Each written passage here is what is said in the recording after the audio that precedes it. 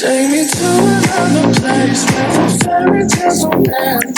Magical, magical land. Magical, magical land. To another place where the fairy tales don't end. Magical, magical land. Today's guest is bridging the offline and the online world of retail and real estate. He's the managing director of malls and meeting places of a company called Fit for Commerce. Please welcome to the show, Gary Burrows. Hello, Gary. Welcome. How are you doing? Hey, Jens. Really good, thank you. On a snowy morning in New York. It's great. Yeah, here it's only raining. We're in Germany. There's no snow. Well, after spending the last month in Dubai, where retail is booming, to be honest. Nice and warm in Dubai. So coming back to a snowy New York is quite tough. Yeah, I can imagine. But before we dive into all the fun stuff and understanding how you contribute to retail and real estate and bridging the online and the offline world and all of that, tell us a little bit about yourself and who you are and a bit about your journey. Okay, my name is Gary Burrows. I'm the managing director of malls and meeting places at Fit for Commerce.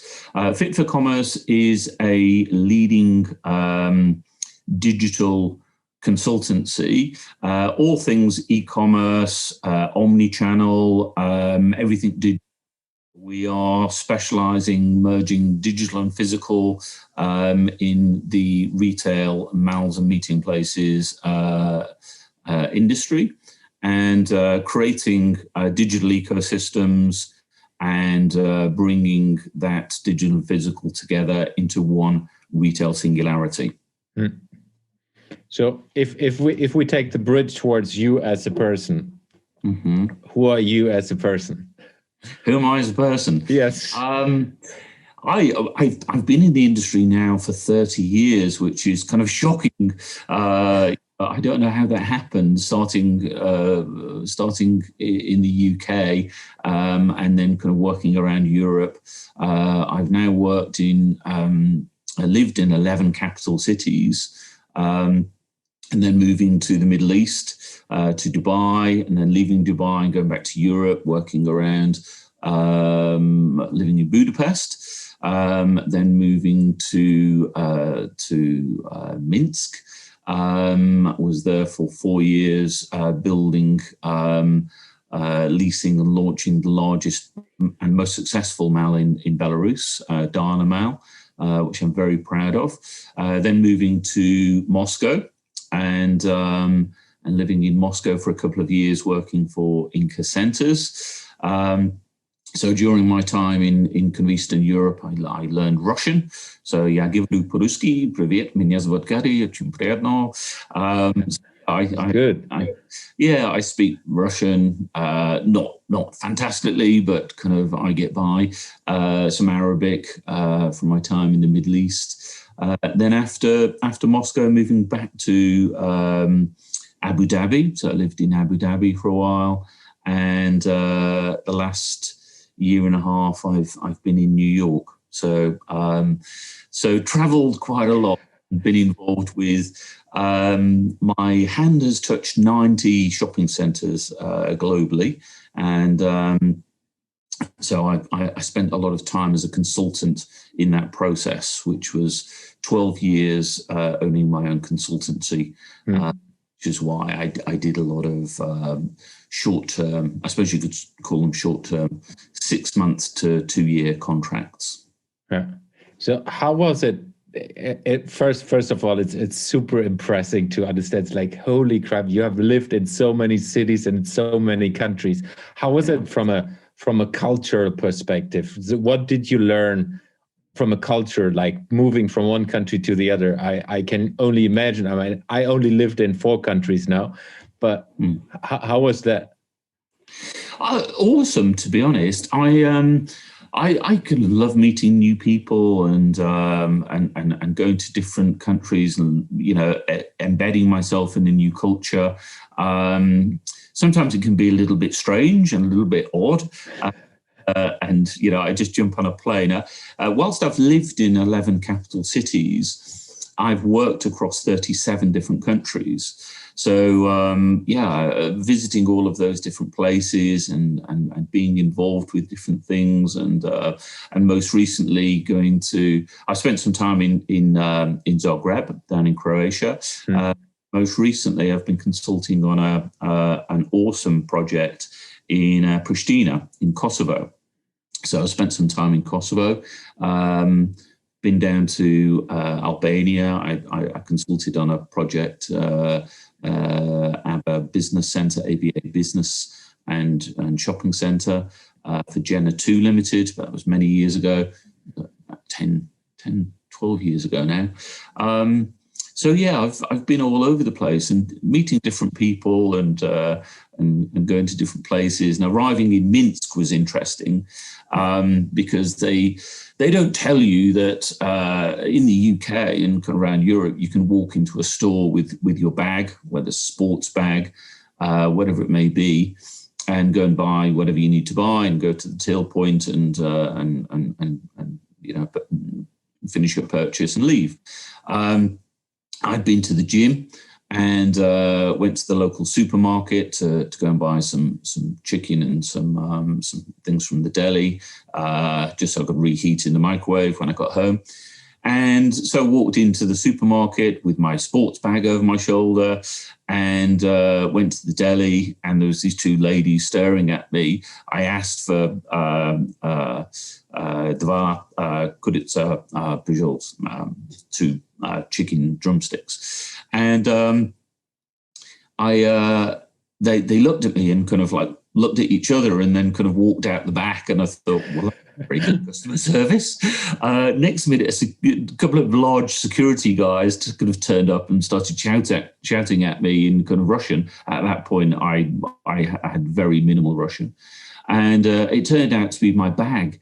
And I didn't know, and I got escorted from the store. I'm like, a very nice welcome to Belgium. It was, once you understand, what it is. And there was another incident when I first went to the banya, or the sauna, and I typical reserved Brit, went in with my swimming trunks on. Oh. And, walked into, as the fog cleared, there was these seats on steps going with about 50 dudes all sat there naked, staring at me, laughing at the crazy Brit in his kind of orange swimming trunks, stark naked. I was like, I wasn't sure whether to leave or just sit down gently in the corner. So I sat down gently in the corner. That's awesome. How was it from a business perspective? I can only imagine it's also completely different to do business in this kind of different environments. If you just take, I've lived in Russia as well, so that's different to the UK. But then Middle East, and now being in the US. So how is that? Well, to be honest, the Middle East is very international. Certainly Dubai and Abu Dhabi, Sharjah, that they're all very, very international, and the international business language is English. So I'm kind of lucky in that respect, even though I try very hard to learn local languages, certainly to do the greeting and kind of thank people, order taxis or kind of whatever it may be. And I think when people realize that you are trying to understand local language and learn local culture and be respectful, then they try 10 times harder to get towards you. So Middle East wasn't a problem for me at all, and it was a very comfortable environment. There are some kind of differences, but you fit into those because you're respecting the local culture and respecting the local environment, which I thoroughly enjoyed as well. Going to Eastern Europe for the first time was kind of interesting. certainly things like leasing meetings that were going on for like 2 hours, which, it was booked for, say, 45 minutes to an hour. And you sat there 2 hours later thinking, why is this taking so long? And it was only after the first few weeks that my assistant, who had 2 degrees, I think, everyone's very, very highly qualified. Even my assistant had 2 degrees. She said to me, you do understand why this is taking so long? I said, no, I've got no idea. And she said, well, they're all learning English from a native speaker.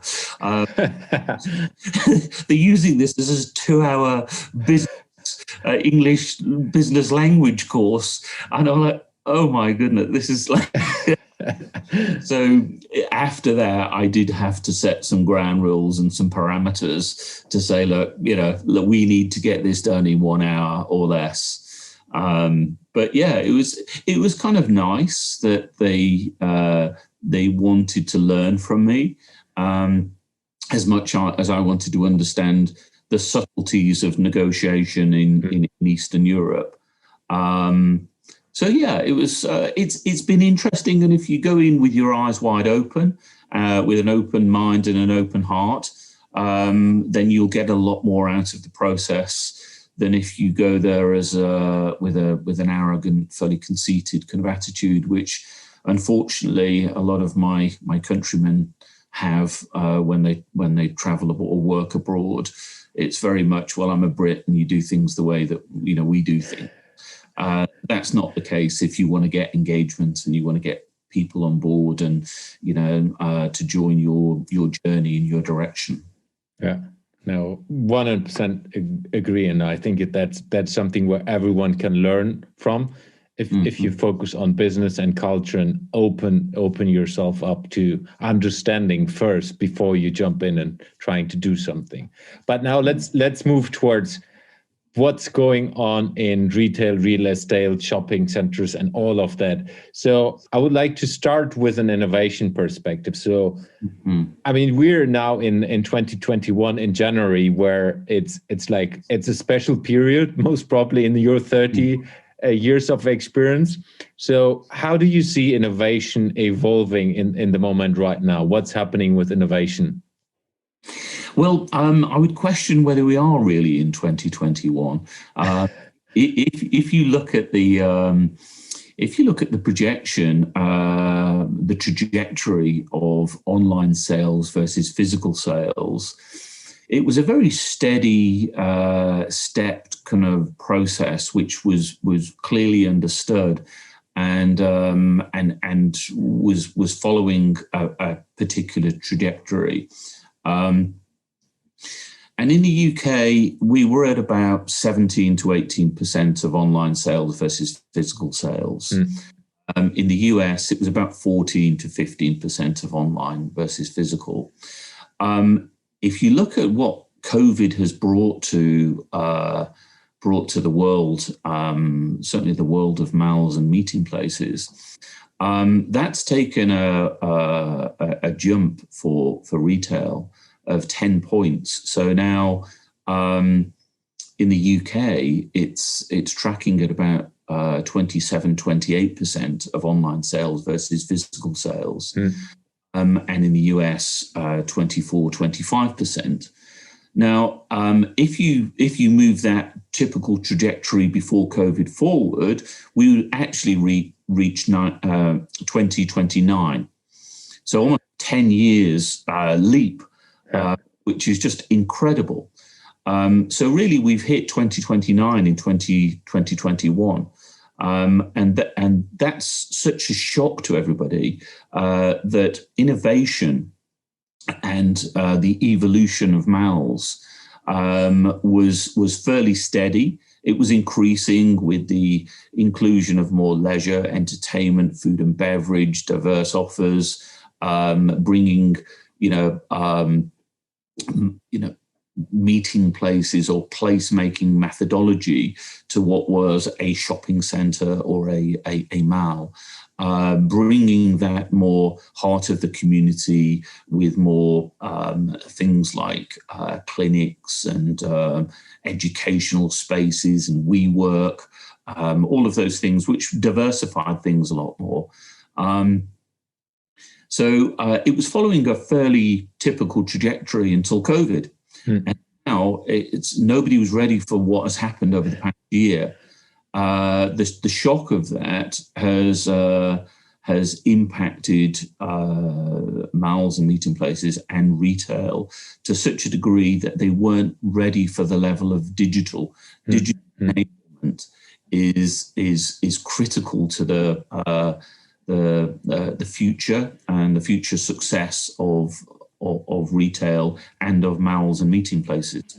Can you give a little bit of this digital enablement, what you mean with that? Because there might be a lot of listeners who are not into that space, but I think that's critical for a lot of people to understand why are things not working and why it need to be changed. It's a fairly kind of broad brush comment, but it's looking at the full panacea of digital requirement. Everything from how good is your website, through to do you have a CRM program? Do you have do you have e-commerce? Are you digitally enabled where people can buy online, pick up in store?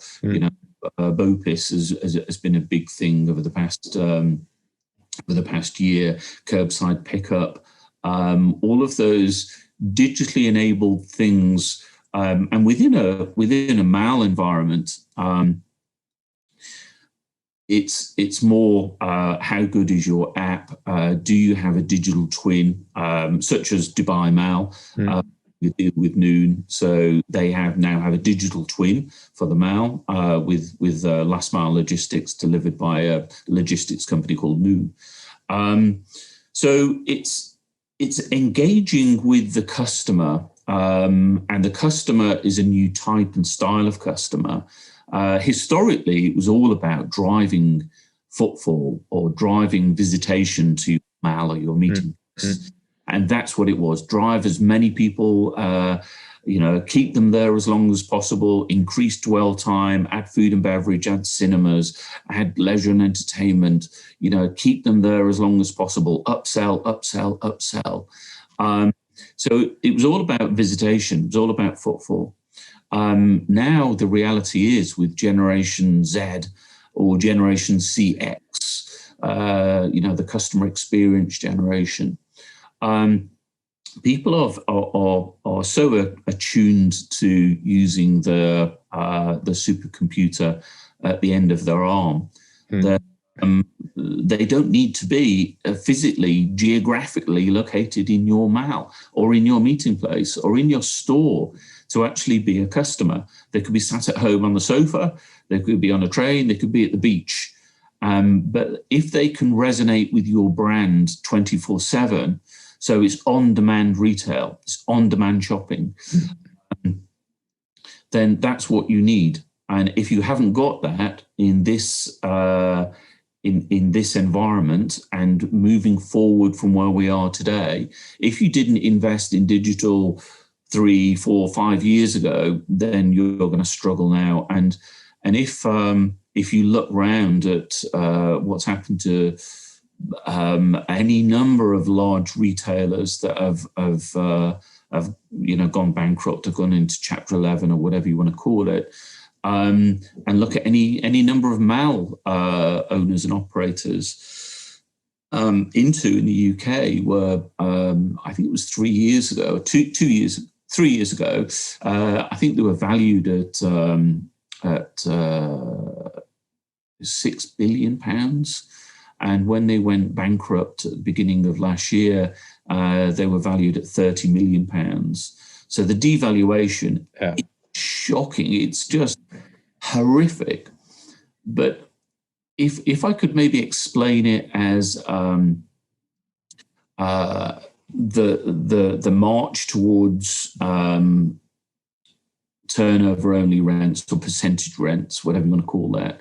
It always used to be base rent. That would be a flat rent, kind of rent reviews. And then we went to base rent plus turnover. And now many people are offering turnover only or percentage rent only. And legal in general in the UK have, the back end of last year, they offered turnover only rents to all of their tenants. And there's a trend towards that because that is more of a partnership approach than anything else. And just to go more into that details, and that then includes the digital part, so the online turnover and the offline turnover, if I understand you right. At the moment, no. At the moment, no. And that is one of the challenges that we've been trying to work on. So the turnover only rents are now prevalent, and I think only going to increase. I think some situations you may get away without having a turnover only rent.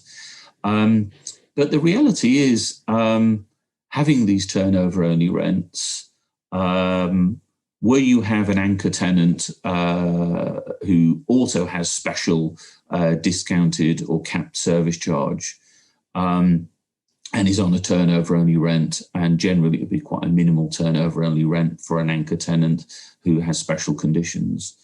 The reality is certainly supermarkets, they're being, the purchasing online is being fulfilled from store. Mm-hmm. So if it's being fulfilled from store and it's being bought online, which means the landlord doesn't get a percentage of that sale, but it's fulfilled from the store within that mall or that shopping centre or that meeting place, then why wouldn't the landlord receive an income from that percentage?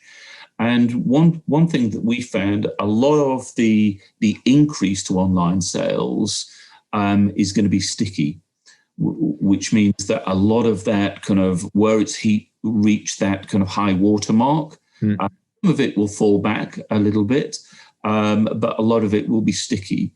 So yes, we may have reached 27, 28% in the UK or 24, 25% in America. It may fall back a little bit, and there may be some bounce back because we're all social animals. We all want to and experience the mall environment and have a coffee and watch the world go by.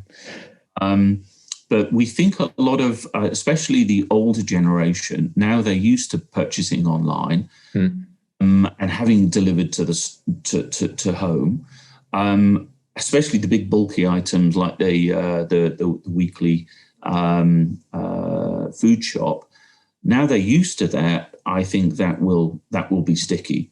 The older generation.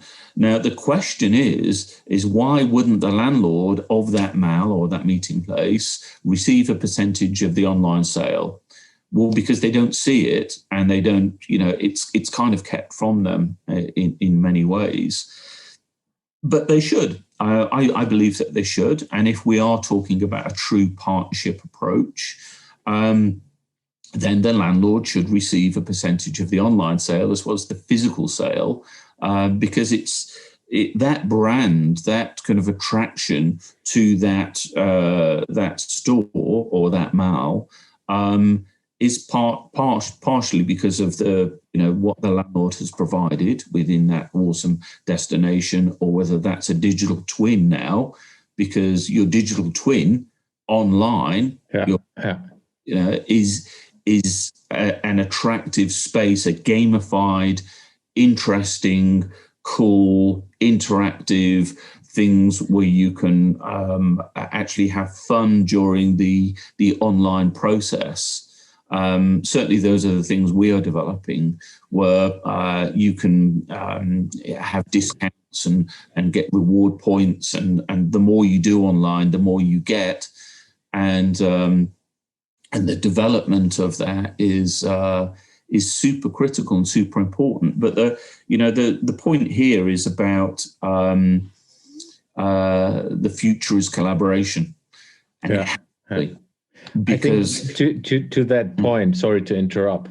I think what is important, because a lot of, if we take old school landlords and shopping malls, they're thinking just, hey, we give you the physical space and then we should get turnover. That will never work. So you need to provide additional value, which is as well in the digital world. At least that's how I would see it. Because why should a retailer care if they are not getting anything and any support from a digital perspective from a mall operator? Because I think the mall operators need to step up their game in understanding what is digitally required to be able to fulfill the needs, dreams, and desires of their customers and of their retailers. Well, yeah, absolutely. Mall owners and operators massively need to up their game and understand what the retail singularity is, the merging of the digital and physical into kind of one space. And customers deserve to have an excellent online experience just as much as we've been trying for years to provide them with an awesome experiential process when they go into the mall environment. Customer service is just as important online, ensuring a frictionless, smooth process that is delivered on time, on message, on brand. Because so many sites that you go to are difficult or slow, crash when you're trying to something, they crash, and then you've got to go through the process again, or be authentic about who you are and what your brand is. Resonate with that customer, keep that customer's loyalty. Certainly, some of the frustrating things that I have are when I'm purchasing online, and especially food shopping, and it's delivered to home, and I find that my Heinz baked beans are not Heinz baked beans, but the nearest available alternative, which I would never eat. So it's that's just when they send you something that is not what you've ordered, but they consider as a viable alternative. I don't enjoy that process. Purchasing online, it should be a smooth, awesome process, but it's amazing how many big operators, and we'll mention no names, that I was trying to purchase some red wine for a gift for somebody, and I was in Dubai using my Dubai bank card, and I went through the process, and it was in America where I was ordering it. And got right to the end of the process, which was like a 40-minute process, which was kind of frustrating. And it's a well-known kind of alcohol retailer. And got right to the end, and then it asked me which state I was in. And so I put Abu Dhabi, and they're like, and then I scrolled down at the bottom, and it said other. So I put other. And that didn't work either, because it did a postcode or a zip code here. Mm-hmm. And so in the end, I couldn't complete the purchase, which is insane because we're in a global village. The world is getting smaller. And the fact that I could not complete a purchase, an online purchase, and I was spending quite a bit of money using my Visa, my Abu Dhabi Visa card, internationally was madness. Things like that is not particularly modern in the way that is the interpretation of that is a 20-year-old technology. Yeah. I see that as well in Germany. It's quite interesting. But I would like to zoom us a little bit out again. So I mean, you're coming from the digital mall environment, which like in a wider sense for me, it's a platform thinking of approaching things from a platform perspective. And then there's as well a lot of other platforms which are providing, let's say, shops and retail. So if we just say Amazon and Alibaba on one side and shopping malls, digital twins and platforms like that on the other side, what is your opinion on that movement and what's going on in that world? What's maybe the differentiator?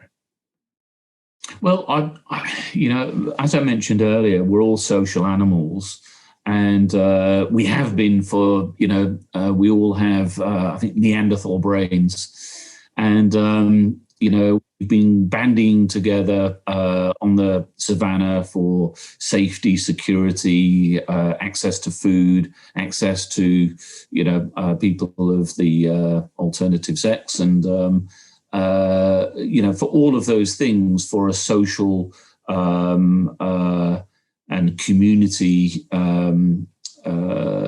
aspect, because we're all still tribes in many ways, and we enjoy that social interaction, whether it's Maslow's hierarchy of needs, however you want to describe it. Mm-hmm.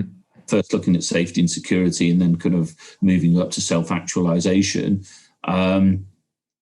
So, we have Neanderthal brains, and we've hardly developed over the past million years our kind of brain function, our brain kind of, yes, we have, and we've become all kind of intelligent, and we all pat ourselves on the back and say, aren't I a clever person, and kind of this all. But if you look back over the past 50 years, with regard to computing power has increased 1 trillion percent over the past 50 years, and we've barely developed. So you've got to look at that and say, well, hang on. Something is changing here, and we're all talking about artificial intelligence, assisted intelligence, and I think yours is it artificial? No, not artificial. Something innovation. I read. Yeah, we call it AI, which is applied innovation. Applied innovation. Yeah, just applied to make innovation. A little bit fun of it. Yes, no, I get that, and that's all really cool. But if you look at the best minds that we have that are stating, people like Elon Musk have stated that we're already cyborgs because we walk around with we have technology that's not physically to us, but we can't seem to let go of that phone out of our hands. And if you've seen, documentaries like the Social Dilemma, looking at kind of how technology is manipulating our ability or our requirement to constantly look at our phone and keep us on that hook, keep us on that treadmill. It's quite interesting, and that's. That's part of the challenge that we have about how to control that. But the greatest minds that we have are already predicting that by 2025, artificial intelligence will surpass human intelligence. And, human intelligence, we're all very clever, and there's some very, very bright minds out there. But we are constrained by our own limitations of what we can conceive. People like Elon Musk, and whether it's Steve Jobs or whether it's Bill Gates or whoever it is, they look at things differently. They view things. They are visionary in the they see the future and then try to backfill how they can get to the future quicker. and then pull people together that will join them on that journey and make the future happen sooner. I mean, William Gibson, the futurist, stated the future's already here. It's just unevenly distributed. And yeah, I get that. You can see all of these technologies and all of these things all around the world. And if you explore that and kind of build that out further and further and further, you can get to what the future's going to be. And if you look at from a MAL perspective, just one of the things that we're looking at the moment in terms of, autonomous cars, driverless cars. Do you really need that great big car park if you've got autonomous cars? You just tell the car to be somewhere that's within a 10-minute pickup time, and you're going to be at kind of the JC Penney exit at kind of like 3:10, and hey, it will be there. So do you really need a car park for that? No, you don't. Repurposing is such a big thing right now. So many stores are closing down. Certainly, stores like department stores that couldn't keep up with the pace of technology and didn't invest in digital innovation early enough are now struggling to the point where they can't struggle anymore and they're closing down. And you've got people like Brookfield and Simon Shopping Centres that have generated funds that are rescuing retailers. And they have to, otherwise they're going to end up with half-empty mouths. Yeah. But at least they will bring to the party digital innovation. And it's almost like in America and in Europe, it's opposite to what happened in the Middle East, where landlords took on many, like Alpha Tame or Magic Alpha Tame or Emaar, Aldar, Nakheel, all took on, or Alshaya. Alshaya is I think the biggest franchise operator in the Middle East. And they took on all of these franchise big brand names in the Middle East because they kind of had to take the brands there, the franchise partner. But they also owned MALs as well. So they populated the MALs with their own brands and then did deals with Alpha Tame, and Alpha Tame brought their 26 brands, or Magic Alpha Tame, their 23 brands, and they populated all of these MALs as MAL owners and developers with all of these retailers. And now the reverse is happening in America and in Europe, where owners of MALs and developers of MALs have to take on or buy out retailers. So it's an interesting conundrum. And you can see where I'm leading to with all of this. You can see that there's going to be a merging of the landlord and the retailer at some stage. We're starting to see like William Gibson said, the future's already here, just evenly distributed. We're starting to see more and more and more of that as landlords take on retailers or buy out retailers or rescue retailers. And in the Middle East, they're franchise partners to the retailers. So I think we'll see more and more and more of that. There are many aspects to that which are positive. Diversification and kind of individuality and authenticity may be somewhat challenged, but hey, I think something is happening, and we're witnessing the beginning of that. Yeah. How do you see that from a digital and innovation perspective? What will change when it goes into that direction? Well, I mentioned the social dilemma and the social media and things that are happening around the world. with social media and how that works. And if you look at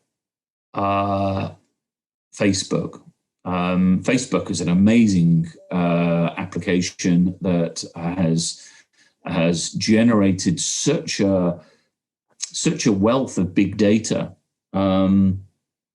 Sorry, the sun's just come up here, and it's fine on the screen.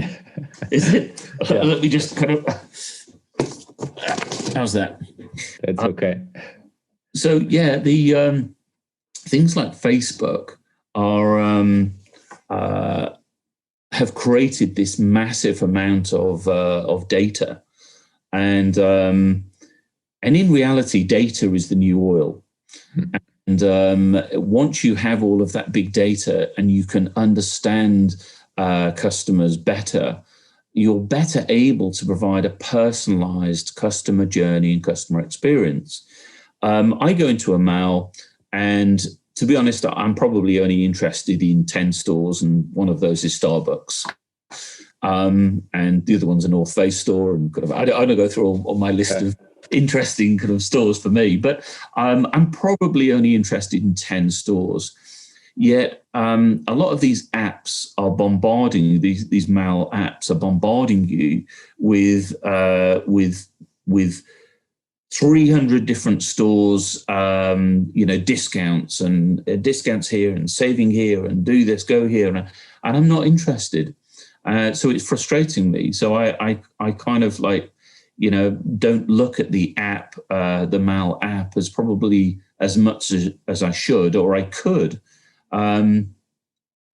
So if like Facebook, we had Mals that understood and captured data a lot more to provide that personalized experience to me for my customer experience and customer journey, they could upsell to me a lot more.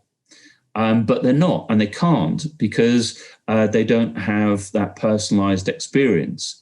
They're just providing the broad brush approach, the mass market approach. But really, I want a personalized approach. And GDPR is one of the challenges within that, the General Data Protection Regulations. Now, there are ways around that. I wouldn't say around that. There are ways of working within that. Now, if GDPR was such a big problem, then Facebook would have a massive problem. That Facebook would be able to provide me with a personalized content, but it knows what I'm interested in. It only provides me with the content that I'm interested in. So it upsells me and keeps me interested. It keeps me on the treadmill. It keeps me interested. And if I'm not looking at something for an hour or 2 hours, it pings me a message to say, somebody just sent you a message, or hey, one of your friends has just done this, or somebody that you're following or somebody you're interested has just posted something. And hey, I'm looking at it and then I'm interested again. But malls and meeting places and retailers aren't able to do that because they're terrified of GDPR. But the reality is you can create a digital key, such as Facebook have. The Facebook bots, I mean, that is just awesome.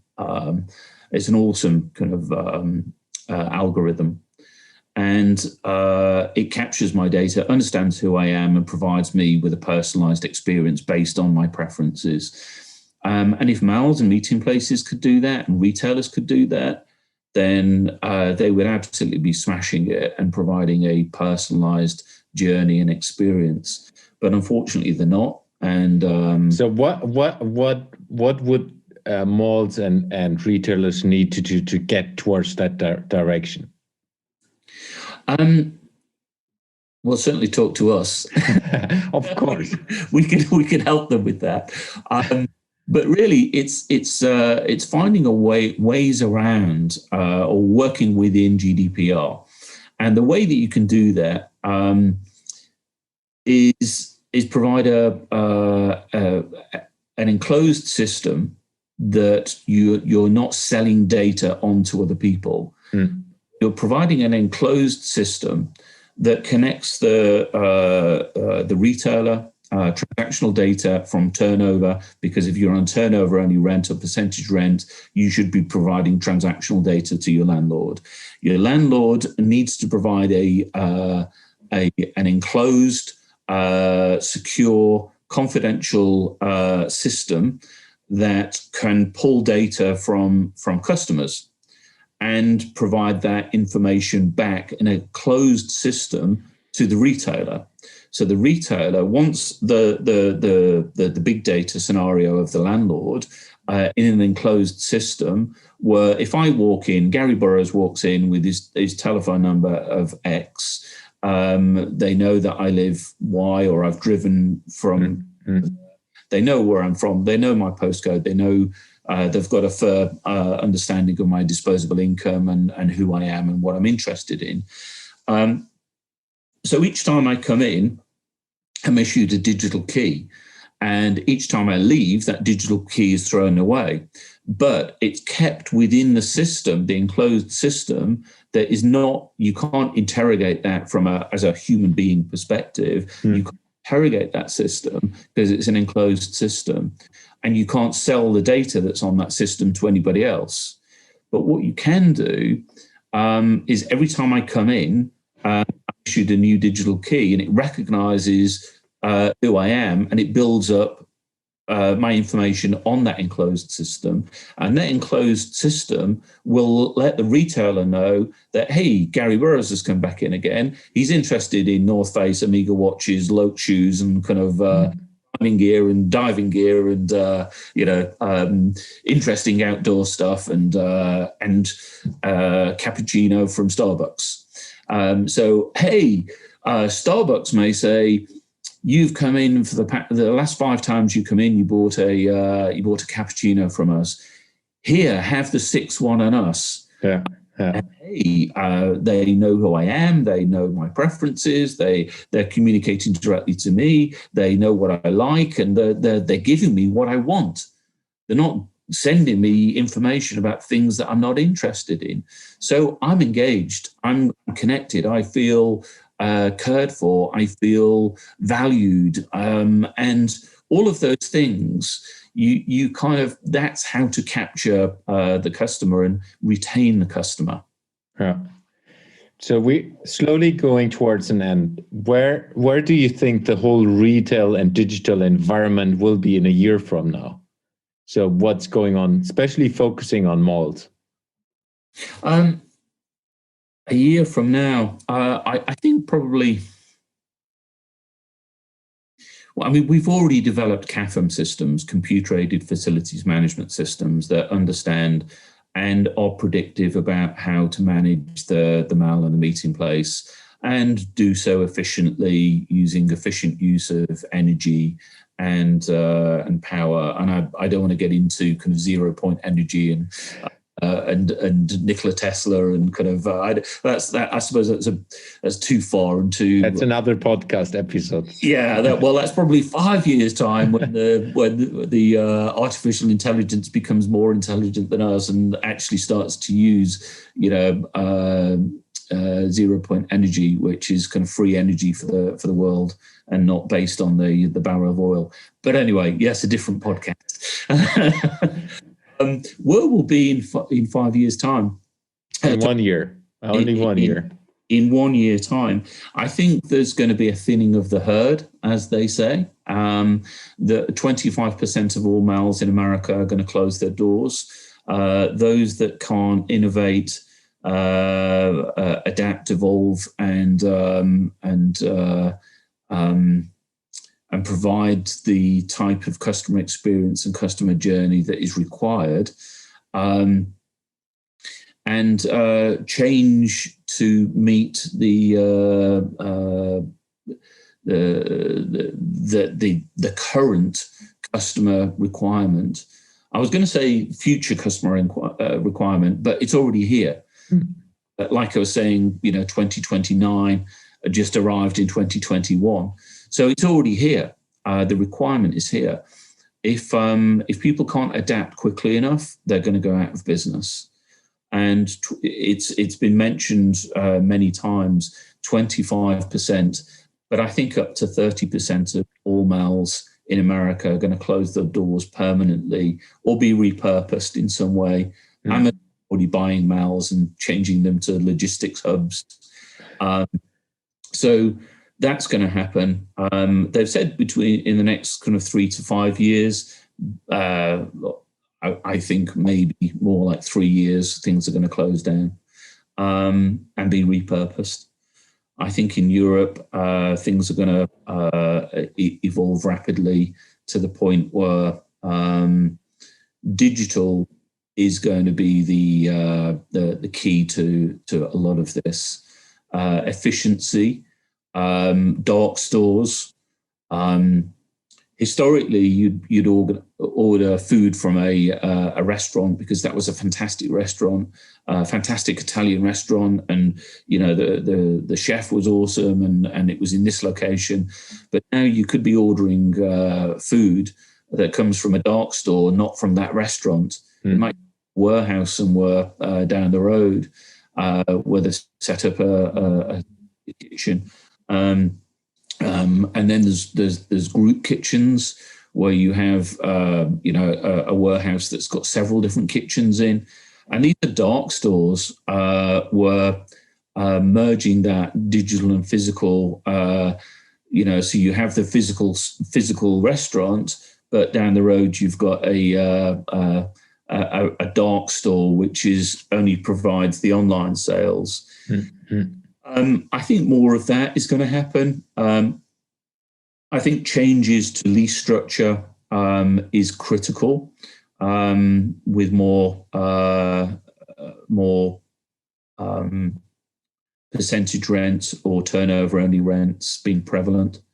I think there is a massive requirement now for a collaborative approach between retailers and landlords. Historically, there's been a distrust between landlords and retailers. That has to be broken down, and we have to get over that. I think partially getting over that is going to be the fact that some landlords are buying and rescuing retailers. So they will understand the challenges that retailers have a lot more, symbiotic with that. So I think there's going to be some big changes ahead. Some countries, like again William Gibson, the future's already here. It's just unevenly distributed. I think it's is it Norway? One of the Scandinavian countries sold 50% of its car sales were electric last year, and that is massive. So charging points in malls is going to be important. I think where you place those charging points is also equally important. You don't want them in subterranean places, because if a electric car catches fire, it's a 7 kilowatt fire. Whereas if a combustion engine car catches fire, I think it's a 2 kilowatt fire. So a 7 kilowatt fire will damage the structure of your building. So one electric car could damage the structure of a building, and if it's in the basement, you've got problems. Yeah, true. So a lot of things going on. What are things you and topics you follow and keep yourself up to date, so that people can figure out, like, how is he getting all of this wealth of knowledge? What are the things, like podcasts, blogs, websites, news? What are the things you keep yourself updated? Yeah, I mean, it's quite interesting, really. The huge panacea of information that I draw on to get an idea of the way the future is going, which includes Twitter, and includes some social media. Of course, I follow Elon Musk and several other people on Twitter, and it's interesting to see what's happening and how things are changing. And podcasts like this. So I often listen to not always kind of mainstream things, but also some wacky things that are, well, hang on a minute, there's an element of truth to that. And, we've spoken about by 2025, artificial intelligence surpassing human intelligence. And I don't want to kind of fearmonger anyone, but if you look at Mary Shelley's The Modern Prometheus, which we know as Frankenstein's monster, the opening gambit is from Frankenstein's monster is you are my maker, but I am your master. Hey, if we are building AI in our own image as the most warlike, kind of aggressive animal on the planet, problems unless we build in certain kind of parameters to control that. It may be awesome. It may be, if we end up with 0 point energy and we end up with kind of a utopian kind of environment where we can all just focus on, we don't have to technically go to work anymore, and we all could just focus on enhancing our kind of spiritual being, then hey, great. But I'm not sure whether that's going to be true. So what some of the things we're doing, we're taking things beyond the level of merging the digital and physical into a retail singularity, and developing all of these ecosystems to ensure that happens, and merging the landlord, the tenant, and the customer within this ecosystem. To provide this retail singularity. But when you look at the CAFM systems that I mentioned, and pull that as well and embed that into the front end, the customer facing things, then you end up with a fairly interesting neural network, which is the next generation of things that we're thinking. Because we're always thinking over the horizon, what is going to be required by 2025, a mall or a meeting place is going to require a neural network. And if the human brain is the best supercomputer out there, it is electric powered. The transmitters in your brain, this neural network is an electrical computer, and what drives that, what makes that continue, and what makes that happen, the blood flow in the brain, and making sure that everything connects and everything's going to. And when you look at a mall, it could be considered as a giant brain. With the information flow going through it, and the Cat6 cabling, and what's driving that? Well, the customers drive that. The customer is the thing that makes the whole thing work, and the money is the blood flow to keep it all kind of flowing. But you're going to need within that a neural network that can communicate all of these things, from the landlord, the customer, the tenant, and the tenant back to the customer, and the customer back to the landlord, in this kind of tripartite scenario, to provide the best and most important aspect to all of this, which is the personalized customer journey and experience, which will bring you back more and more, based on what has been happening with social media and with Facebook. And if you take Facebook as an indicator of how to use big data in a way that engages with the customer more and more, then malls and meeting places and landlords can learn a lot from that. Yeah. But unfortunately, they're not at the moment.